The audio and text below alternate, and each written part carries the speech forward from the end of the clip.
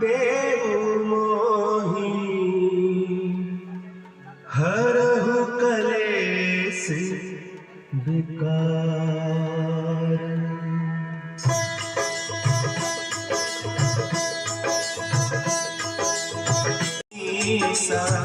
नारद सारद सहित अहिसा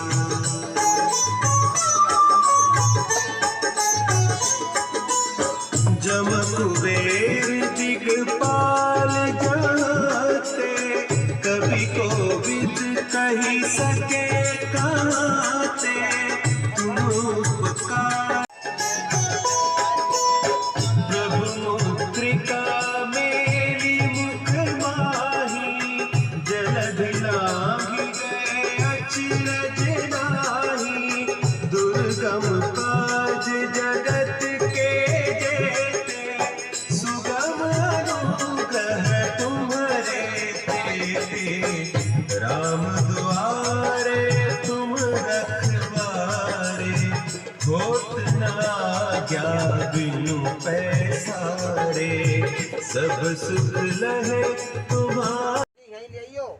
श्री गणेशाय नमः। श्री सरस्वती नमः। श्री परमात्मने नमः। श्री गुरु चरण कमलेभ्यो नमः। श्री जानकी वल्लभो विजयते तराम। श्री राम कथा रस रसिक प्रभो शंभुनाथ हनुमान। प्रेम सहित आसन धरहूं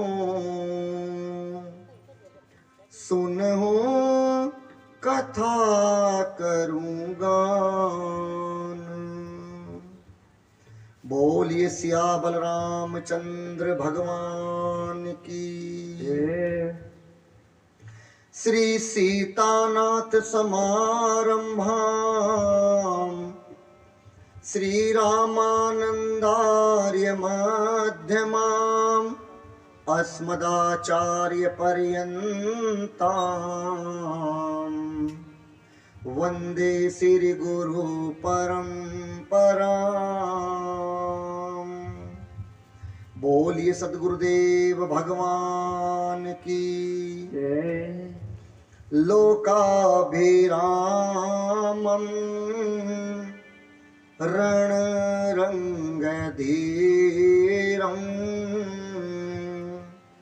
राजीवनेत्रं रघुवंशनाथं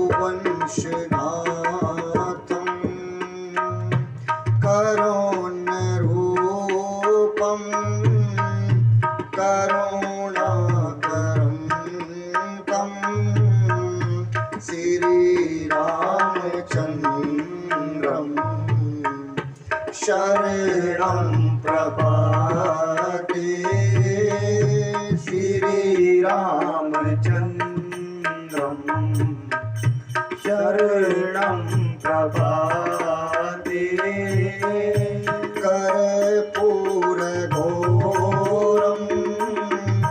करुणावतारं संसारसारं भुजगेन्द्रहारं सदा वसन्तं हृदयारविन्दे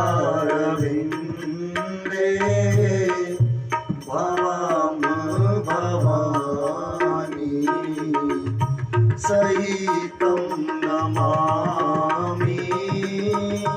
भवाम भवानी सहितं नमामि। मनोजवं ऋतुतुल्यवेगं जितेन्द्रियम्बो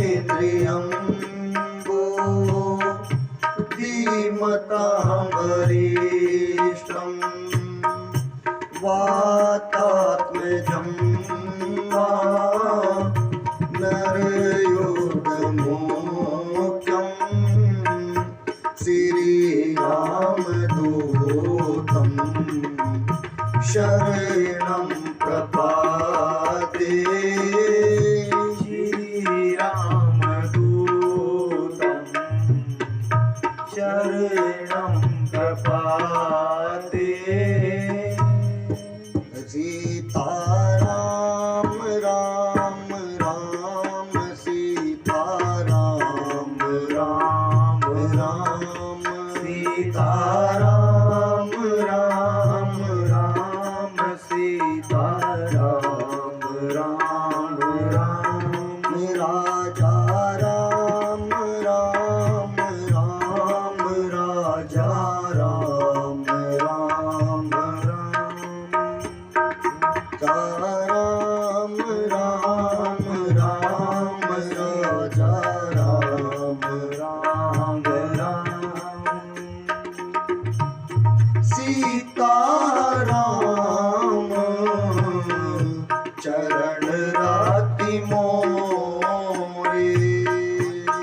सीताराम चरण राति मोरे।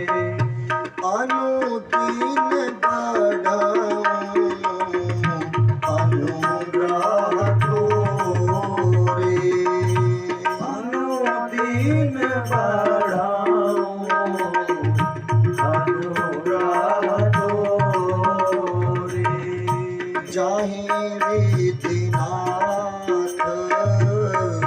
होए हित मोरा। जाहि विधिनाथ होए हित मोरा। करहूँ सुबेगी दास मैं तोरा। करहूँ सुबेगी दास मैं तोरा। मंगल भवन अमंगल हारी। मंगल भवन अमंगल हारी। प्रभाहो सुदशरथ अजिर बिहारी। प्रभाहो सुदशरथ अजिर बिहारी। सीताराम राम राम सीताराम राम राम सीताराम राम राम सीताराम राम राम। ओ राजा राम राम राम राजा राम राम राम। ओ सीताराम राम राम सीताराम राम राम। ओ राजा राम राम राम राजा राम राम राम। ओ सीताराम राम राम सीताराम राम राम। माता रामो मत पिता रामचन्द्रः। स्वामी रामो मत सखा रामचन्द्रः। सर्वस्व मे रामचन्द्र दयालो। नान्यं जाने नैव जाने न जाने। बंदऊं श्री तुलसी के चरण। जिनकी जग काज। कली समुद्र बूढ़त लखियों। प्रगट्यों सप्त जहाज। सिया राम मैं सब जग जानी, करहूँ प्रणाम जोरी जुग पानी। सियावल रामचंद्र भगवान की जय। श्री बाल कृष्ण भगवान की जय।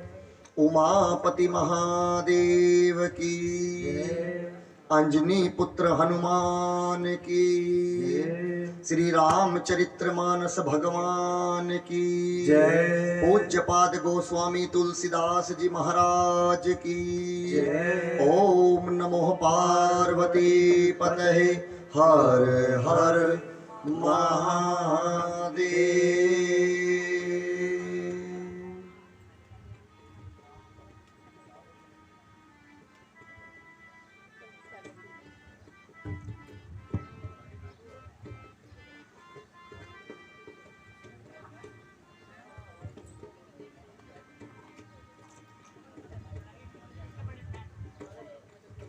अनंत अनंत कोटि ब्रह्मांड नायक अब कारण करनाले वर्णाले राघव जी के चरणों में बारंबार साष्टांग, भूत भावन शंकर भगवान जी के चरणों में बारंबार नमन और पूज्यपाद गोस्वामी तुलसीदास जी के चरणों में बारंबार वंदन। आपके गगन विहार मेरठ रोहटा रोड पर चल रही नव दिवसीय राम कथा के आप और हम आज यहाँ पर चौथे दिवस के रूप में एकत्रित हुए हैं। यहाँ पर बैठी मेरी सभी माताएं बहनें पिता तुल्य बुजुर्ग नौजवान साथी तो आज है ही नहीं, और ये हमारी बाल मंडली। एक बार व्यासपीठ से सभी को जय सीताराम, जय सीताराम, जय सीताराम।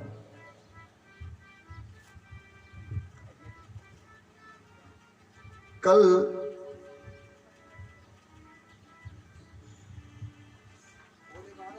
हम आज की कथा को प्रारंभ करें उससे पहले आज के जो दैनिक यजमान के रूप में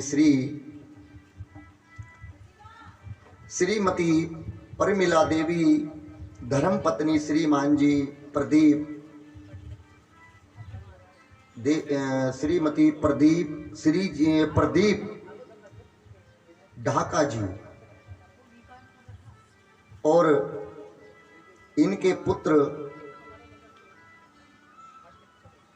प्रिंस ढाका जी और इनकी धर्मपत्नी श्रीमती सोनिया देवी, इनके पुत्र प्रियम और पुत्री मनु।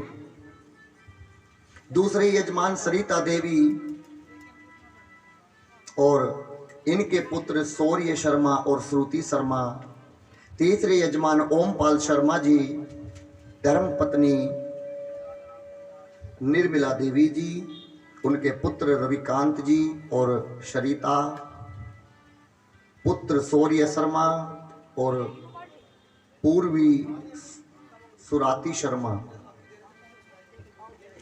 और गौरव शर्मा धर्मपत्नी प्रियंका शर्मा और सौरभ शर्मा, चिराग शर्मा पुत्र मीनाक्षी शर्मा, पुत्री मीनाक्षी शर्मा और चौधरी जिले सिंह जी जैनपुर। ये आज के मुख्य यजमान के रूप में जिन्होंने पंचांग पीठ का पूजन कराया और साथ में व्यास पीठ का पूजन कराया। मेरे ठाकुर का इनके घर में वास हो, सभी के घर में मेरे ठाकुर की कृपा बनी रहे। एक प्यारा सा भजन से आज फिर कथा को शुरुआत करेंगे।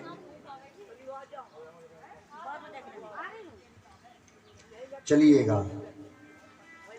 धीरे धीरे मोड़ तो इस मन को, इस मन को तो इस मन को, हाँ धीरे धीरे मोड़ तो इस मन को, इस मन को तो इस मन को, हाँ धीरे धीरे मोड़ तो इस मन को।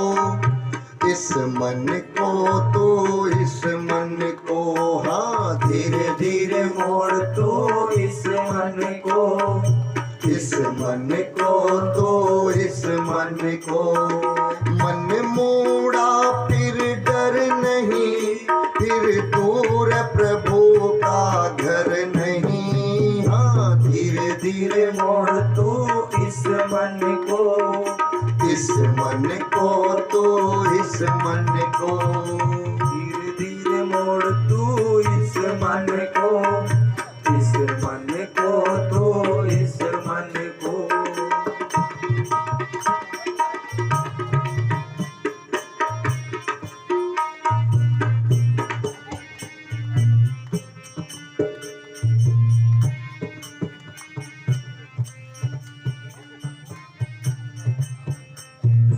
मन लोभी मन कपटी मन है चोर, कहते आए ये पल पल नित ओर।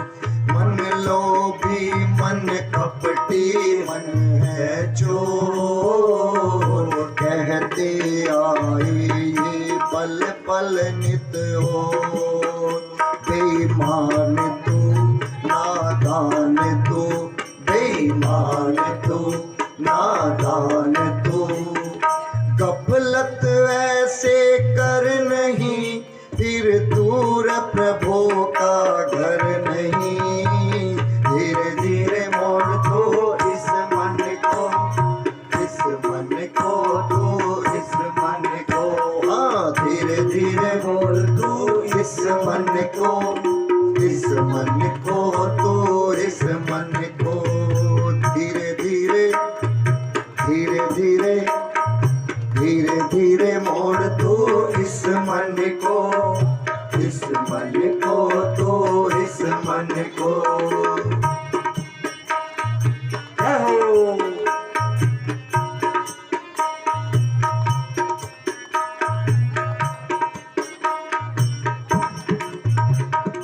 जब तप तीरथ सब होते बेकार, जब तक मन में रहते भरे विकार। जब तक मन सब होते सब बेकार, जब तक रहते मन में भरे विकार। जब तप तीरथ सब होते बेकार, जब तक रहते मन में भरे। कुछ जान लो पहचान लो, कुछ जान लो पहचान लो। होना है विचलित नहीं, फिर दूर प्रभु का घर नहीं। धीरे धीरे मोड़ तू इस मन को, इस मन को, तो इस मन को। हाँ, धीरे धीरे मोड़ तो इस मन को, इस मन को, तो इस मन को।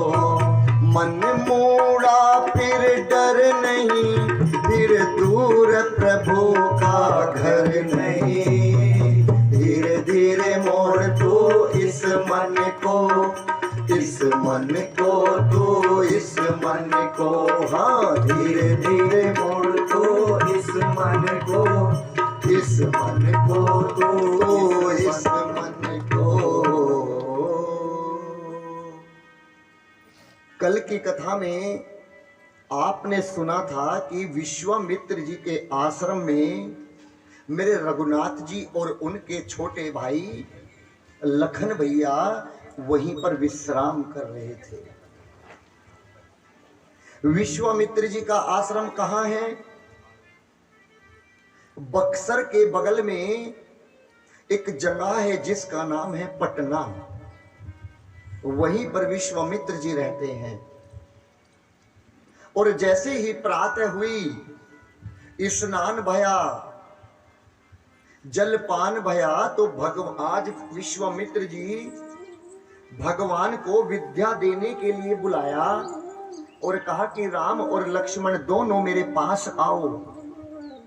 और अपने पास में बुलाकर दोनों को बिठाया। उसी समय एक दूत आया। कहां से? मिथिला से। वो किसके दूत थे? श्री जनक जी के दूत। और आकर विश्वामित्र जी को दंडवत प्रणाम किया। और दंडवत प्रणाम करके विश्वामित्र जी ने पूछा कि आप कौन हैं। दूत ने सब कुछ बताया और कहा कि मुझे जनक जी ने भेजा है। उन्होंने एक संकल्प लिया है कि जब जो भी कोई शंकर भगवान के धनुष को तोड़ेगा उसी के साथ में वो अपनी बेटी सीता का विवाह करेंगे। जैसे ही ये बात सुनी, दूत को वापस भेजा तो बाबा कहते हैं कि राम, तुमने एक यज्ञ तो पूर्ण कर लिया। कौन सा यज्ञ? राक्षसों को मारकर। अब तुम्हें एक यज्ञ और पूर्ण करना है। कौन सा? धनुष यज्ञ। अब आपको ही धनुष तोड़ना है।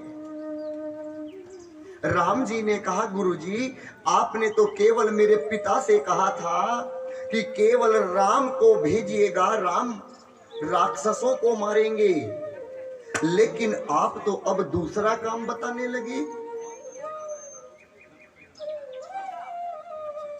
जब ही विश्वामित्र जी ने कहा कि राम, तुम्हारे पिता ने तो ये भी कहा था क्या, तुम मम पिता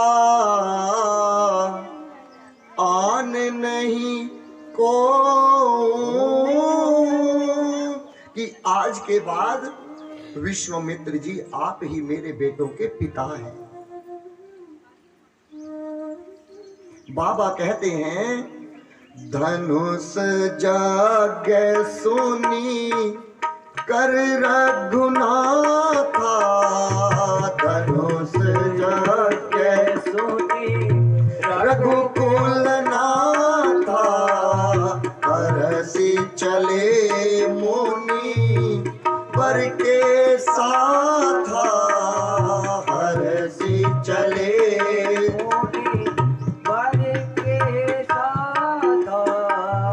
आश्रम एक दिख मग माही, आश्रम एक दिख मग माही, खग मृग जीव जंतु तह नाई, खग मृग जीव जंतु तह नाई, पूछा मुनि शिला प्रभु देखी, पूछा मुनि शिला प्रभु देखी, सकल कथा मुनि कहाँ विसेखी, सकल कथा मुनि कहाँ विसेखी।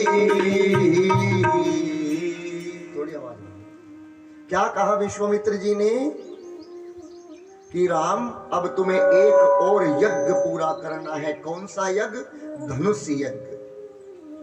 और जैसे ही विश्वामित्र जी के साथ मेरे राघव जी और लक्ष्मण जी चले तो रास्ते में एक वन आया, रास्ते में एक वन आया। और जैसे ही राम जी ने उस वन को देखा तो मेरे प्रभु राम जी ने विश्वामित्र जी से एक प्रश्न किया। बड़े ध्यान से सुनना। विश्वामित्र जी से राम जी ने एक प्रश्न किया। कौन सा प्रश्न?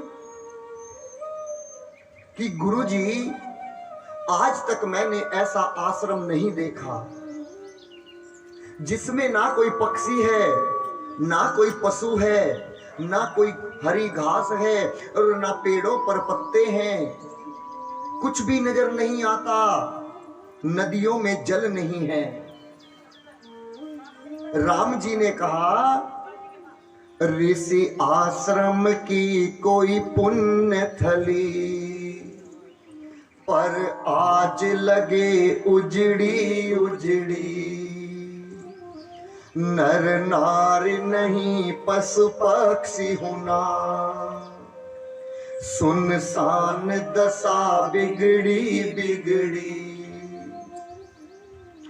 तरु सूखे लता फल फूल बिना, गति जानन की उत्कंठा बढ़ी। कहिए गुरुदेव कृपा करके, यह कैसी शिला मगमाही पड़ी है। क्या कहा राम जी ने? ऋषि आश्रम की कोई पुण्य थली। लगता है कि ये किसी ऋषि का आश्रम है, लेकिन पर आज लगे उजड़ी उजड़ी। ये आश्रम एक उजड़ा उजड़ा सा नजर क्यों आता है? ना यहाँ पर नर है, नर नारी नहीं, पशु पक्षी होना। सुनसान दशा बिगड़ी बिगड़ी। तरु सूखे लता फल फूल बिना। किसी भी पेड़ पर ना तो पत्ते हैं, ना फूल हैं और ना फल हैं। गुरुजी, गति जानन की उत्कंठा बढ़ी। मुझे सब बताओ क्या? कहिए गुरुदेव कृपा करके, यह कैसी शिला मगमाही पड़ी है। वो किसका आश्रम था? गौतम जी का। और वो जो शिला थी वो कौन थी? वो अहिल्या थी। और जैसे ही राम जी ने ये प्रश्न किया तो विश्वामित्र जी मन ही मन में मुस्कुराए और बोले, राम, जो पूरे जगत के पिता हैं, जो सब जानते हैं कि आगे क्या होने वाला है, जो सब खबर रखते हैं, वो मुझसे पूछता है कि ये कौन है? गुरु जी ने बड़ा प्यारा सा उत्तर दिया। क्या कहा? गौतम नारी श्राप बस, उपल देह धरी धीर। चरण कमल रज चाहती, कृपा करो रघुबीर।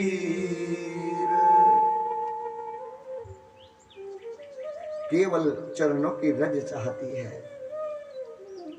आप बताइए, क्या भगवान ने उस अहिल्या को, जो पत्थर की नारी थी, क्या उसको पैर लगाया था? बताइए, लगाया था ना? लेकिन नहीं। अरे जिसका चरित्र इतना विदित है कि 7 जन्म भी यहां पर बैठकर कथा गाऊं तो कहने में आने वाली नहीं है। मेरे राम जी से बड़ा चरित्र आज तक किसी का नहीं हुआ। क्या वो एक स्त्री को पैर लगाएंगे? इसमें लिखा है, चरण कमल रज चाहती, कृपा करो रघुबीर।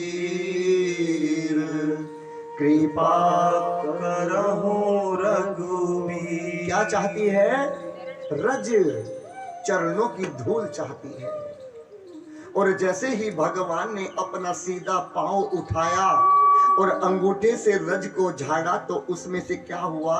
अहिल्या लिकड़ पड़ी। बाबा कहते हैं, पर सत पद पावन। कौन? गौतम की नारी जैसे निकली तो तुरंत भगवान जी के चरणों में लेट पड़ी। कैसे? पर सत पद पावन, शोक न सावन, प्रगट भई तप पुंज सही। देखत रघुनायक, जन सुखदायक, जन मुख होई कर जोड़ रही। अति प्रेम अधीरा, उलक शरीरा, सन मोहि आवई वचन कही। अति संबड़ भागी चरण हिलागी जुगल नयन जलधार बही पग सब पद पावन शोक न सावन प्रगट भई तब पुंज सही। जैसे ही पत्थर की नारी जो गौतम की नारी उत्पन्न हुई, उन्होंने भगवान के चरणों को स्पर्श किया, चरणों में लेट पड़ी, भगवान ने उठाया, फिर लेट पड़ी। क्यों? कुछ कहना चाहती है, लेकिन आज भाव के कारण होठ बंद है और आंखें बोल रही हैं, आंखों से आंसू झरझर बह रहे हैं। फिर लेट पड़ी, भगवान ने फिर उठाया। अहिल्या मां ने कहा कि सब कहते हैं कि मेरे पति ने मुझे श्राप दिया। भगवान ने कहा हाँ, मेरे गुरुजी भी कह रहे थे कि आपको श्राप मिला है आपके पति का। गौतम की नारी ने कहा कि मुझे श्राप नहीं मिला। क्यों? मुझे मेरे पति ने मुझे श्राप नहीं दिया, मेरा उद्धार किया। यदि मेरे पति मुझे श्राप ना देते और मैं पत्थर की नारी ना बनती, तो नाथ आप बताइए आपका आज मुझे दर्शन कैसे होता। इसीलिए मेरे पति ने मेरे ऊपर बहुत बड़ा उपकार किया। अब मैं आपसे एक आशीर्वाद मांगती हूं। कौन सा आशीर्वाद? जिस प्रकार एक कमल का फूल होता है और उसके चारों तरफ भंवरा मंडराता है, क्यों? उसका पराग प्राप्त करने के लिए, उसका शहद निकालने के लिए। उसी प्रकार जिन चरणों से गंगा निकली है, मुझे पता है ये वही चरण है प्रभु जिन चरणों से गंगा निकली है, और उसी गंगा को शंकर भगवान ने अपने सिर पर धारण किया है। इन चरणों को ब्रह्मा जी भी देखने को तरसते हैं। आज उस कमल के फूल की भांति अपने चरणों को कमल का फूल बना दीजिएगा और मेरे मन को भंवरा बना दीजिएगा।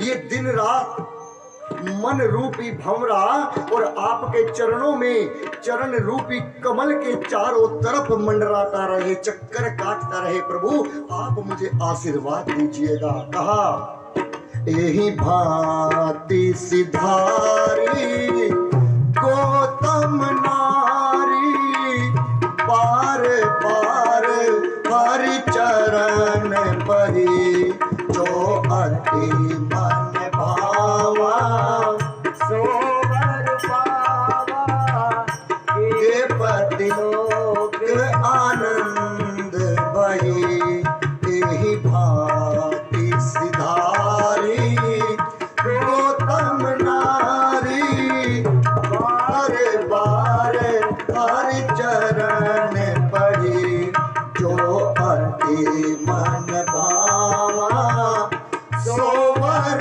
पावा पति लोक आनंद भई। और गौतम की नारी को भगवान ने अपने लोक में भेज दिया। कहां पर? जहां पर गौतम जी रहते थे। भगवान वन में क्यों गए? कोई कहता है कि रावण को मारने गए भगवान। नहीं,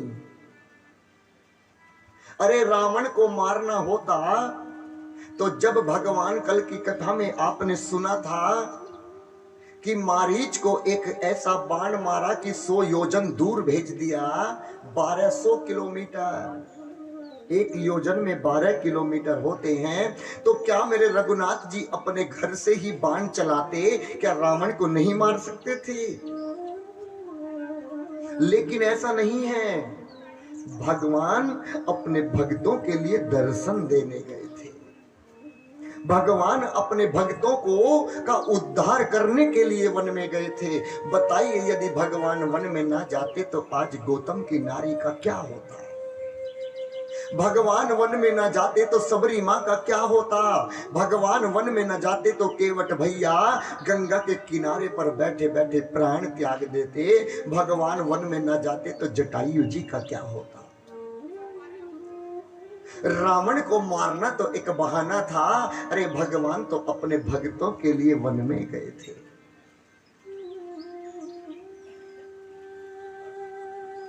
बाबा कहते हैं अस प्रभु दीन बंधु हरि, कानन रहित दयाल, तुलसीदास सटते ही भजो, छाड़ी कपट जन जाल। भगवान कहते हैं कि इस दुनिया में कोई भी प्राणी ऐसा नहीं है जो किसी को बिना स्वार्थ के प्रेम करता हो। कोई किसी के धन से प्रेम करता है, कोई किसी के वचन में प्रेम करता है, कोई किसी के चरण में प्रेम करता है और कोई किसी की सुंदरता में प्रेम करता है। भगवान कहना चाहते हैं कि इस दुनिया में केवल दो प्राणी ऐसे हैं जो अपनी संतान को बिना किसी स्वार्थ के प्रेम करते हैं। कौन? पहले है मेरे भगवान ठाकुर, जो अपने भक्त से कोई भी स्वार्थ से प्रेम नहीं करते कि मेरा भक्त आएगा मुझे मिठाई चढ़ाएगा, लड्डू चढ़ाएगा, दूध चढ़ाएगा, नहीं, केवल भाव चढ़ाए बस, मुझे और कुछ नहीं चाहिए। और दूसरी सत्ता है तो वो है इस धरती पर हमारी माँ, जो अपनी संतान को बिना स्वार्थ के प्रेम करती है। संतान को सब ठुकरा सकते हैं, पिता भी ठुकरा सकता है, लेकिन माँ अपनी संतान को कदापि नहीं ठुकरा सकती। इस दुनिया में सब कुछ मिल सकता है, दोबारा याद रखना मेरी माँ, पिता भी मिल सकता है, भाई भी मिल सकता है, चाचा चाची ताई सब कुछ मिल सकता है, लेकिन इस संसार में दोबारा मां कदापि नहीं मिल सकती। जिस कोक ने एक बार जन्म दे दिया वो कोक कभी दोबारा नहीं मिल सकती। मैं आपको एक कथा सुनाऊं। एक पति और पत्नी दो थे, दोनों आपस में बहुत प्रेम करते थे। एक उनको बेटा था लगभग 3-4 साल का। उनका पति 1 महीने से रोज लेट आता रात को। उनकी ड्यूटी 5 बजे समाप्त हो जाती, लेकिन 10 बजे आता। उनकी पत्नी ने उनसे पूछा, आप तो 5 बजे छुट्टी हो जाती है और आप 10 बजे क्यों आते हैं? उसने कहा कि मेरी माँ बहुत बीमार है, मैं अपनी माँ को हॉस्पिटल में देखने जाता हूँ। कि तुम 2 महीने से तनख्वाह भी नहीं लाते, कहाँ जाती है? कहा कि माँ बीमार है ना, वहां सब लग जाती है। उसको कुछ शक हुआ और दौड़ी अपने पति के पास। जाकर देखा तो सही 5:30 बजे ऑफिस में से निकला और 5:30 बजे हॉस्पिटल में एंट्री कर गया। ये देखकर वापस आई अपने घर और आकर कहा कि देखो जी, आपकी मां से हमें कोई मतलब नहीं है। तुम सारा पैसा अपनी मां पर लगा देते हो, हमारे लिए कहां से आएगा? हमारा घर कैसे चलेगा?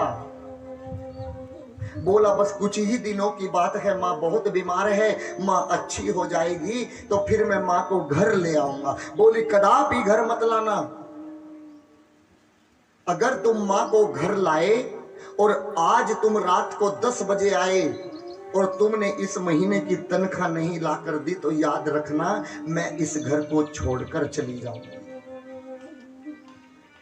आपको निर्णय करना है कि आपको मां के साथ रहना है कि या अपनी पत्नी के साथ रहना है। उसने कहा कि मुझे अपनी मां के पास रहना है, पत्नी नहीं चाहिए। अब उसके मायके में केवल एक मां थी, पिता नहीं थे ना भाई थे। कुछ दिन बाद उसकी मां की हॉस्पिटल से छुट्टी हो गई और अपनी मां को गाड़ी में बिठा कर लाया तो बाहर क्या देखा कि उसकी पत्नी एक बैग में अपने कपड़े लगाए और बेटे को गोद में लिए बाहर खड़ी थी। कहा कि आज मैं इस घर में नहीं रहूंगी। क्यों? क्योंकि आज तुम अपनी मां को लाए होंगे। कि हाँ, लाया हूं। उसने कहा कि भाग्यवान, थोड़ी सी देर और रुक जा। नहीं रुकूंगी, कदापि नहीं रुकूंगी। और बुरा भला कहकर चली। और जैसे ही उस व्यक्ति ने गाड़ी की खिड़की को खोला, उसमें से एक बूढ़ी सी मां निकली तो उसके हाथ में से बैग और बच्चा छूट गया।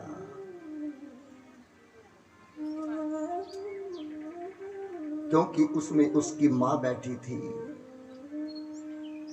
कहा कि क्या हुआ, अपने घर नहीं जाओगी? और जाकर अपनी मां को गले से लगाया और कहा कि मैंने इतना बड़ा अपराध कर दिया कि अरे वो मेरी मां नहीं थी, वो तेरी मां थी। यदि मैं उसको देखने ना जाता, ये तनख्वाह खर्च ना करता, तो तू आज अपनी मां के दर्शन नहीं कर पाती। तूने सदा मेरी मां को गैर माना, लेकिन मैंने तेरी मां को कभी गैर नहीं, अपना समझा। यही हमारी और दूसरों की सोच में अंतर है। तुरंत अपने बेटे को उठाया, गाड़ी में बिठाया और उसकी मां किसी होटल में रहती थी, बेचारी काम कर कर खाती थी। तुरंत कहा कि मुझे अभी अपनी सासू मां लेकर आनी है और तुरंत दौड़ी, उसकी आंखों से पट्टी हटी और अपनी सासू मां को लाई और आकर अपने पति के चरणों में लेट पड़ी। मैंने कल भी कथा सुनाई थी, यदि हम 7 जन्म तक भी अपने शरीर की चमड़ी को उतार कर उसकी जूती बनाकर अपनी मां को पहनाए तो भी ऋण उतरने वाला नहीं है, नहीं उतरेगा। बचपन में बेटा गोद में रहता है, लेकिन बचपन में बेटा मां के पास दौड़ता है, लेकिन बुढ़ापे में जैसे ही मां बूढ़ी होती है और बेटा थोड़ा सा बड़ा होता है तो गोद से दूर भागता है। मां और बाप कभी बड़े नहीं होते, याद रखना। मां और बाप कभी बड़े नहीं होते, वो उतने ही रहते हैं, लेकिन हमारी संतान कुछ ज्यादा ही बड़ी हो जाती है जो हमें छोड़कर चली जाती है। अपनी उस बूढ़ी सी मां को याद करो जिसने तुम्हारा हाथ पकड़कर किसी आदमी दूल्हे के हाथ में दिया होगा। और कोई तो इतना ऐसा व्यक्ति होता है कि किसी की बेटी को इतना परेशान करता है, उसकी मां से पूछ कर देखो उस पर क्या बीतती होगी। क्योंकि थोड़े से धन के लिए, अरे जिसने अपनी बेटी को पाल पोस कर तुम्हें हाथ में दे दिया, धन क्या करेगा, कितने दिन टिकेगा हो। हमें आज भी याद है जब हम मां से रूठ जाया करते थे, हम नहीं बोला करते थे, मां कुछ देर के लिए बोलना छोड़ देती थी, लेकिन शाम को कहती थी बेटा भोजन खा ले, निवाला निकाल कर मुख में देती थी। अगर मां ने ममता लुटाई न होती, अगर मां ने ममता लुटाई न होती, तो करुणामयी मां कहाई न होती। अगर मां ने ममता लुटाई न होती, अगर मां ने ममता लुटाई न होती,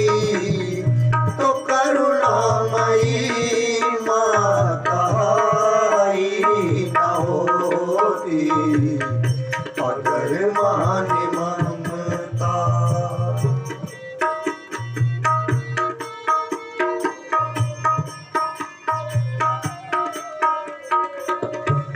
द्वारे पे आए माँ हमको निहारो, द्वारे पे आए माँ हमको निहारो, द्वारे पे आए माँ हमको निहारो।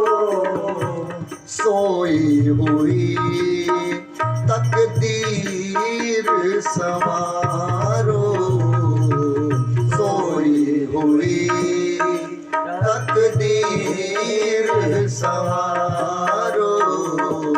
अगर मान ज्योति, अगर मान ज्योति जलाई न होती, अगर मान ज्योति जलाई न होती, तो करुणामयी माँ कहाई न होती। अगर माने ममता लुटाई न होती, अगर माने ममता।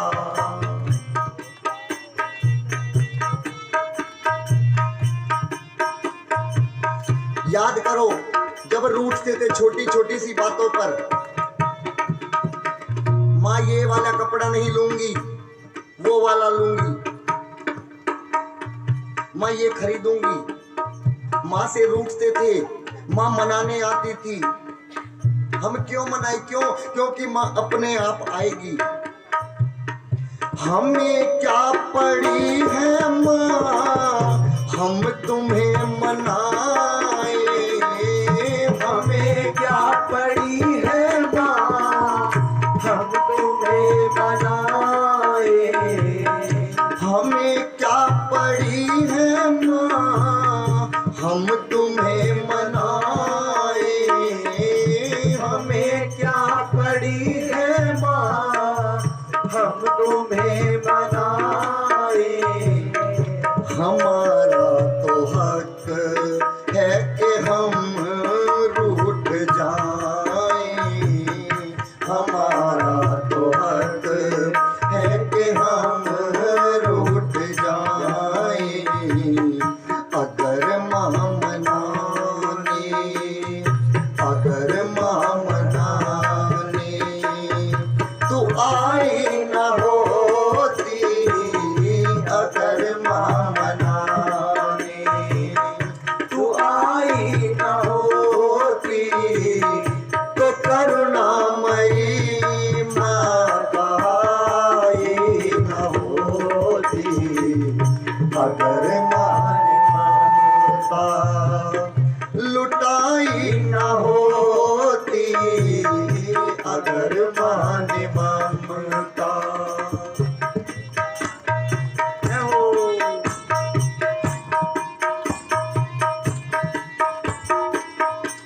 फटकार देना माँ तू धुतकार देना, फटकार देना माँ तू धुतकार देना।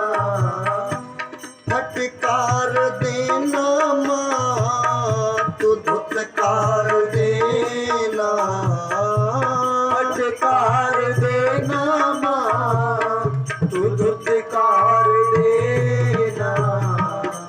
मगर कहाई न होती, अगर माने ममता। हमें क्या पड़ी है माँ हम तुझे मनाए, हमारा तो हक एक एक छोटी सी टोपी के लिए कि हम रूठ जाएं। अगर माँ मनाने तू आई न होती तो करुणामयी माँ कहाई न होती। इसीलिए माँ को करुणामयी कहा गया। माँ कहते हैं कि उसकी माँ ऐसी है, उसकी माँ कभी कठोर हो ही नहीं सकती। माँ कभी कठोर नहीं हो सकती। अब उस आश्रम से विश्वामित्र जी और मेरे भगवान राम जी और लक्ष्मण जी अब मिथिला की तरफ चले। बाबा कहते हैं हरसी चले मुनि वृंद सहाया, हरसी चले मुनि वृंद सहाया, देगी विदेहा नगर नियराया, बेगी विदेहा नगर नियराया, पर नर नारी सुभग सुचि संता, पुर नर नारी सुभग सुचि संता, धर्मशील ज्ञानी गुणवंता, धर्मशील ज्ञानी गुणवंता, धर्मशील ज्ञानी गुणवंता।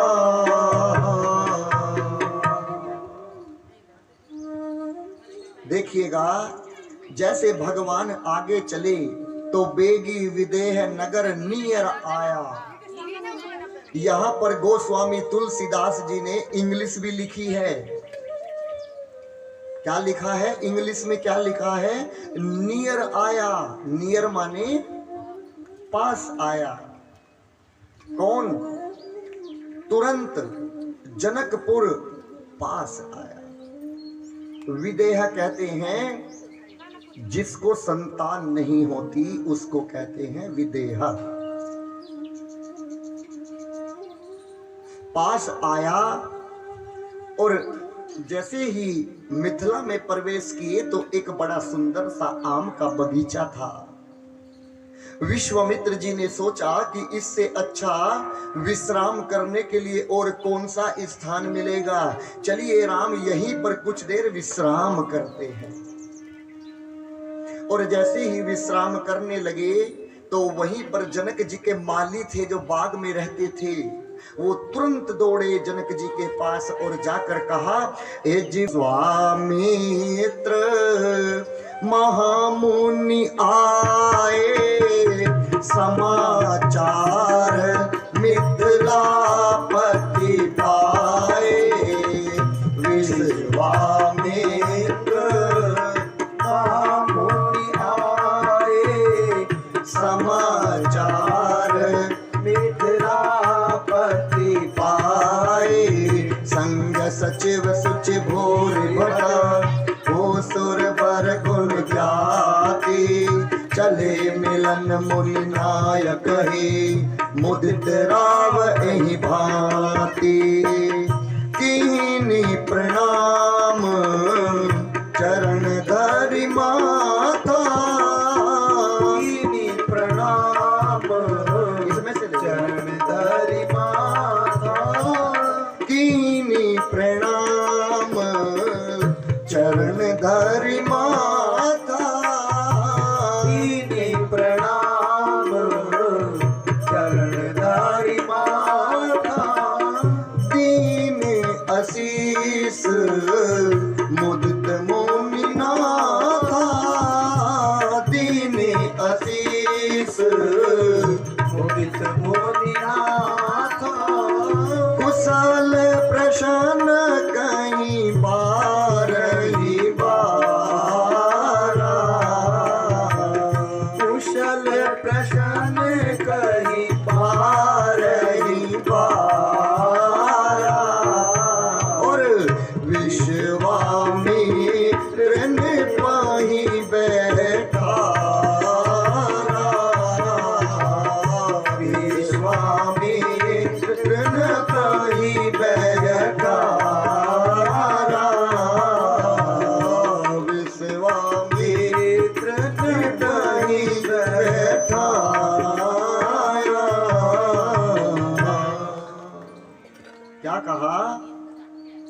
जैसे ही विश्वामित्र जी के बारे में जनक जी के दूत ने जैसे जाकर बताया कि विश्वामित्र जी आए हैं और उनके साथ कोई 2 बालक भी आए हैं और देखने में दोनों बड़े सुंदर हैं, दोनों अपने को भाई बताते हैं, और जैसे ही ये सूचना दी तो तुरंत जनक जी नंगे पांव दौड़ पड़े। वहां पर जो मंत्री बैठे थे, ब्राह्मण बैठे थे, भट्ट बैठे थे, वो भी जनक जी के पीछे पीछे दौड़ पड़े और जाकर सबसे पहले क्या किया, कीनी प्रणाम चरण धरि माथा। क्या किया, सबसे पहले क्या किया, देखिएगा, कथा को बड़े ध्यान से सुनिएगा। एक तिलक के चक्कर में इतना बेचैन हो जाओगे तो कथा क्या सुनोगे। बताइए पीछे वाले, मैंने क्या कहा, बताइए कैसे प्रणाम किया। देखो पीछे कह रहे हैं हाथ जोड़ के, यही तो फर्क है ना, यही तो मैं तुम्हें छोटी छोटी बातें सुना रहा हूं। एक प्रणाम होता है हाथ जोड़कर, लेकिन यहां पर विश्वामित्र जी को जो प्रणाम किया जनक जी ने, वो हाथ जोड़कर नहीं किया। कैसे किया, कीनी प्रणाम चरण धरि माथा। तो इसलिए कह रहा हूं ध्यान से कथा को सुनो। और विश्वामित्र जी ने क्या किया, दीहिनी असीस मुदित मुनिनाथा। मुनि विश्वामित्र जी ने आशीर्वाद दे दिया। लेकिन आजकल हम लोग चरण में अपना माथा रखकर प्रणाम नहीं करते, चरण नहीं छूते। पहले चरण छूने की परंपरा थी, अब घुटनों तक आ गई। अरे घुटने तो छोड़ो, सीधा पेट आ गया। पेट भी छोड़ो, अब तो सीधा कंधे पर हाथ, और वो भी छोड़ो दूर से ही जय सीताराम। मैं आपको एक कथा सुनाऊं। हम और गुरुजी एक बार कहीं पर जा रहे थे, 15 माले पर मकान था और लिफ्ट में बैठे, उसी लिफ्ट में एक व्यक्ति और उसका बेटा था। हम 4 लोग थे। उसके पिता ने अपने बेटे से कहा कि बेटा पैर खाबो। बेटे ने कहा पिताजी नहीं खाबो। पिता ने फिर कहा पैर खाबो। बेटे ने कहा नहीं खाबो। एक चांटा लगाया कि पैर खाबो नहीं खाबो। वो बंगाल के थे, पैर छूने को बोलते हैं खाबो। जैसे ही हम लोग ऊपर जाकर उतरे तो मुझे गुरुजी ने भेजा और कहा कि जाओ इनको बुलाकर लाओ। मैं गया और उनको बुलाकर लाया। हमारे गुरुजी ने उसके पिता से कहा कि आपने ये जानने की कोशिश की कि आपके बेटे ने हमारे चरणों को क्यों नहीं छुआ कि नहीं। हम बताते हैं कि आपके बेटे ने हमारे चरणों को क्यों नहीं छुआ। आप इसके कौन हैं? बोले मैं इसका पिता हूं। आपका ये क्या लगता है कि मेरा बेटा है? जब पिता होकर आपने मेरे चरणों को नहीं छुआ तो बेटा तो आपका ही है, वो क्यों छुएगा? आपने बेटे के चेहरे पर एक चांटा लगाया गाल पर, वो नहीं लगाना पड़ता, ना ये कहना पड़ता कि महाराज जी के पैर खाबो। बस केवल आप मेरे चरणों को छू लेते, बेटा अपने आप छू लेता, तुम्हें कहना नहीं पड़ता। ये क्या है? ये संस्कार है। पहले हमें करना पड़ेगा, उसी के बाद हमारे बच्चे करेंगे। और यदि हम इस अभिमान में जिएंगे कि हम क्यों करें, तो हमारे बच्चों में वो संस्कार कदापि नहीं आएंगे, कदापि नहीं आएंगे। आज जैसे ही जनक जी आए तो जनक जी ने चरणों को छुआ नहीं, अपने माथे को चरणों में रख दिया। ये नहीं सोचा कि मैं राजा हूं। और मैं आपको बताऊं, जिस समय विश्वामित्र जी और जनक जी एक साथ मिले तो वहां पर राम जी और लक्ष्मण जी नहीं थे। वो कहां गए थे? गए रहन दे खत पुल बागा। वो जनक जी के बाग को देखने गए थे। और इसी बीच में जनक जी का और विश्वामित्र जी के बीच में सत्संग शुरू हो गया। और जैसे ही वो सत्संग चल रहा था, उसी बीच में मेरे प्रभु राम जी आ गए। भगवान को देखकर विश्वामित्र जी को छोड़कर सब लोग खड़े हो गए। कैसे? उठे सकल जब रघुपति आए। क्यों? उनके रूप को देखकर सब खड़े हो गए। अरे इतने सुंदर, कोई भी आदमी इतना सुंदर नहीं हो सकता, ये जरूर कोई ना कोई भगवान होंगे। और उसी बीच में जनक जी ने क्या सोचा कि ये गोरे वाला तो नहीं, लेकिन ये सामने वाला मेरी बेटी सीता के लिए उचित दूल्हा रहेगा। तुरंत। लेकिन फिर मन में सोचे, या किसी मुनि के बेटे हैं, या किसी ब्राह्मण के बेटे हैं, या किसी संत के बेटे हैं, या किसी राजा के बेटे हैं, मुझे कैसे पता चलेगा? तुरंत जनक जी ने किससे पूछा? विश्वामित्र जी से कहा, कहूं नाथ सुन दर दो बालक, मुनि कुल तिलक की नृप कुल पालक। मुझे बताइए, ये किसी राजा के बेटे हैं या किसी विप्र के बेटे हैं?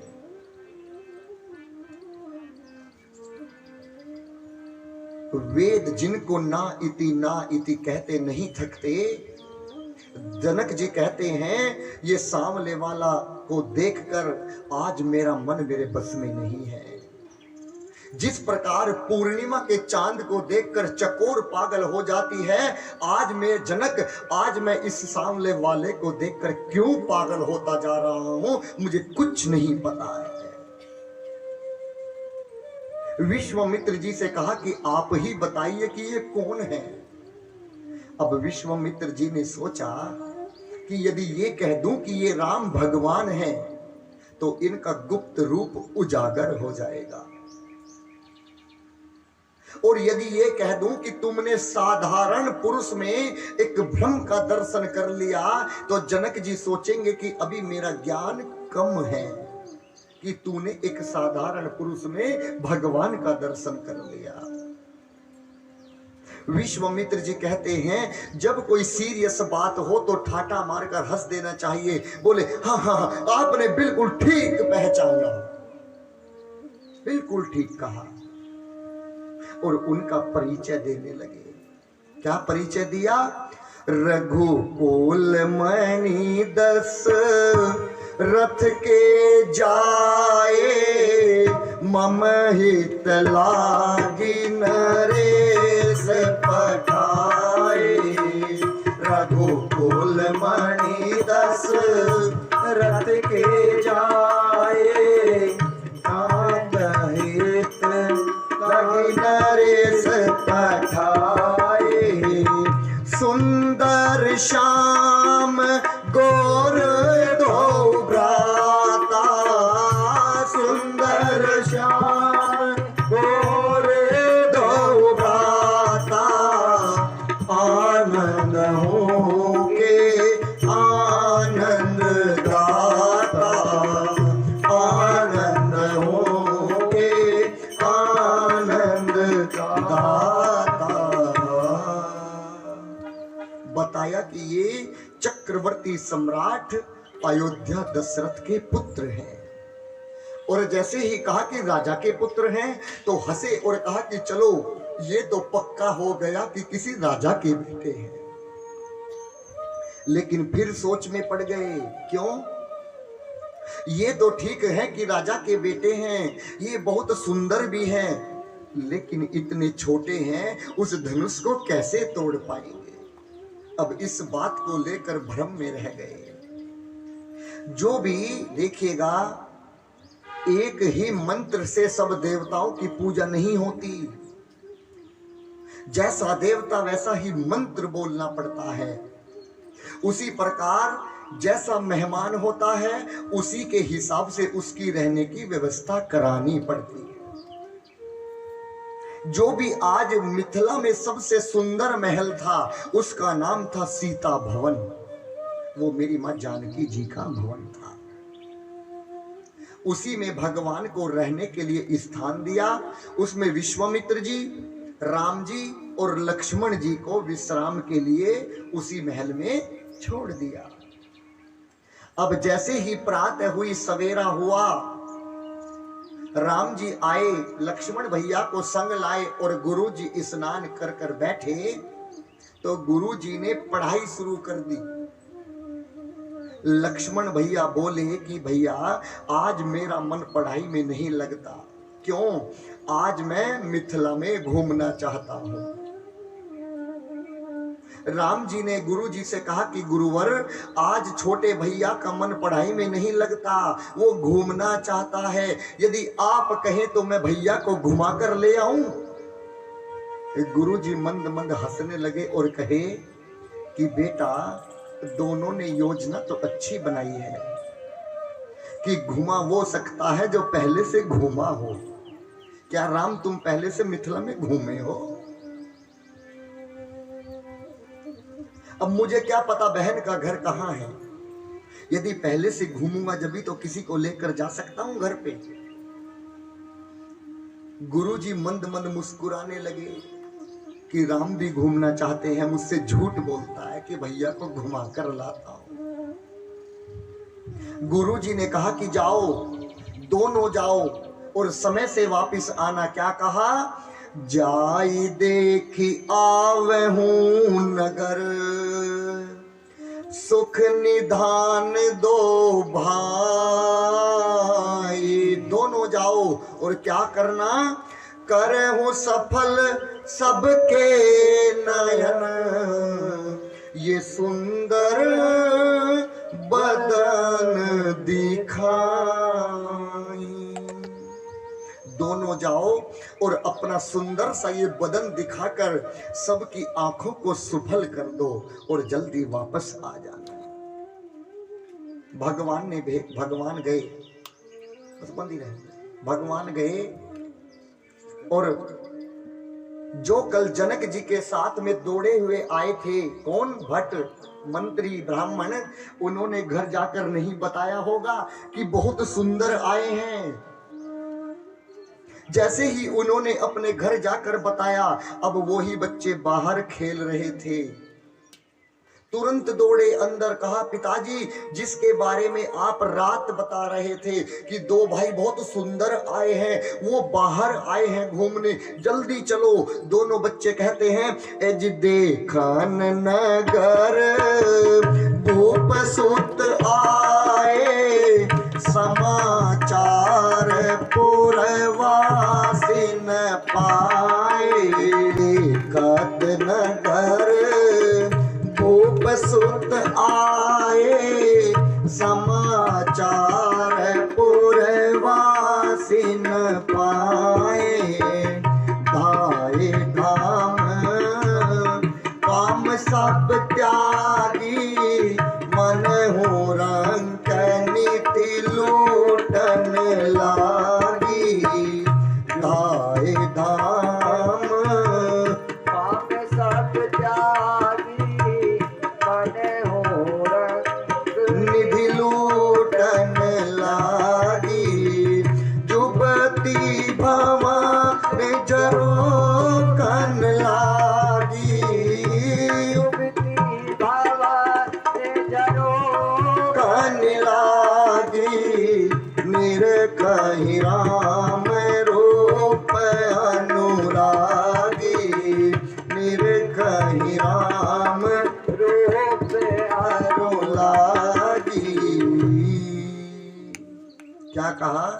कि पिताजी जिनके बारे में आप रात बता रहे थे वो दोनों आज नगर में घूमने आए हैं, जल्दी चलो। और पूरी मिथिला दौड़ पड़ी, पूरी मिथिला के लोग सब दौड़ पड़े। और छोटे छोटे बच्चों ने भगवान से कहा कि चलो हम तुम्हें आज पूरी मिथिला में घुमाएंगे, हमने सारे रास्ते देखे हैं। छोटे छोटे बच्चों ने भगवान की धोती को पकड़ लिया, किसी ने भगवान की उंगली को पकड़ा, और जितने भी लोग आए थे वो सब पूरी गली के दोनों साइड में खड़े हो गए। आधे इधर लाइन में खड़े हैं और आधे इधर लाइन में खड़े हैं, और मेरे भगवान बीच में बच्चों के साथ चल रहे थे। और ऊपर से जितनी भी माता बहन थी वो ऊपर से झरोकन से झांक रही थी। अरे इतने सुंदर आए हैं, पहले कभी नहीं देखा। एक सखी ने कहा कि ये ऊपर क्यों नहीं देखते, ये जरूर ब्रह्मा जी होंगे, इतने सुंदर तो ब्रह्मा जी हैं। एक सखी ने कहा कि ये ब्रह्मा जी नहीं हैं, तो कौन है? अरे ब्रह्मा जी के तो 4 मुख हैं, इनके तो एक एक ही मुख है। कि ये विष्णु भगवान होंगे? नहीं, विष्णु जी को तो 4 हाथ हैं, इनको तो 2-2 हाथ हैं। जरूर शंकर जी होंगे। नहीं, शंकर जी तो भभूति रमाए रहते हैं, ये तो बड़े सुंदर हैं, ये शंकर जी भी नहीं हैं। अब उन्हीं में मेरी मां सीता की 8 सहेली खड़ी थी। 8 सखी में से पहली सखी ने कहा कि मैं जानती हूं। पहली सखी ने क्या कहा? कौन होगा जो इतने सुंदर को देखकर मूर्छित होकर जमीन पर नहीं गिर पड़ेगा? इतने सुंदर। एक ने कहा कि तुम तो केवल इतना जानती हो, मैं तो इन दोनों के नाम भी जानती हूं, कि ये जो सांवले वाले हैं इनका नाम राम है, और जो गोरे वाले हैं इनका नाम लक्ष्मण है। लक्ष्मण भैया ने कहा कि भैया ये तो हमारा नाम भी जानती हैं, तनिक मैं ऊपर देख लूं। राम जी ने कहा कदापि नहीं देखना, नीचे देखो। तीसरी सखी ने कहा कि मैं तो इनके माता पिता को भी जानती हूं। लक्ष्मण भैया ने कहा कि अब तो ये हमारे घर तक पहुंच गई, अब तो भैया ऊपर देख लूं। कदापि नहीं देखना, नीचे देखो। जब तक मैं नहीं बोलूंगा, इशारा नहीं करूंगा, जब तक ऊपर मत देखना। एक सखी ने कहा इतने सुंदर को देखकर भी जनक जी ने अपने संकल्प को नहीं तोड़ा कि चलो इतने सुंदर मिल गए, अब मैं सीता का विवाह इनके साथ में कर दूंगा। 5वीं सखी कहती है कि ये गोरे वाला नहीं, यदि सांवले वाले के साथ में विवाह हो जाए तो आनंद आ जाए। लक्ष्मण भैया बोले अब तो भैया विवाह की भी सेटिंग होने लगी, कहो तो अब तो देख लूं, अभी नहीं देखना है। छठी सखी बोली कि मैं तो ये कहती हूं कि यदि इनका विवाह हो जाए, ये दोनों अपनी ससुराल में आया जाया करेंगे और हमें बार बार इनके दर्शन देखने को मिल जाया करेंगे। उन्हीं में 7वीं सखी ने संशय खड़ा कर दिया। कोई व्यक्ति ऐसा होता है ना, जब हम अच्छी बात करते हैं तो एक आदमी ऐसी बात कर देता है जहां पर सारी बात रुक जाती है। अभी हमने प्लानिंग की कि कल हम हरिद्वार जाएंगे और एक बीच में ऐसा आ जाता, मत जाना, कल एक गाड़ी पलट गई थी। संशय खड़ा करने वाला व्यक्ति। उन 8 सखी में से 7वीं सखी ने कहा, बोली 7वीं सखी राम को देख कर रच दिए हैं विधाता ने जोड़ी सुभग, पर धनुष कैसे तोड़ेंगे, है बाली उम्र, मन में शंका बनी की बनी रह गई। मन में संशय पैदा कर दिया। तभी 8वीं सखी आई और उसने क्या कहा, बोली 8वीं सखी छोटे देखन में है, पर तू चमत्कार इनका नहीं जानती। कौन सा चमत्कार? कल एक ही बाण में ताड़का राक्षसी उठ सकी ना, पड़ी की पड़ी रह गई। और 8वीं सखी ने सारे संशय को खत्म कर दिया। सारी सखियों ने संशय खड़ा। और अब सब सखी कहती हैं कि यदि एक बार अपनी आंखों से ऊपर देख लें तो हमें इनकी आंखें और चेहरा देखने को मिल जाएगा। लेकिन ये ऊपर देखते क्यों नहीं?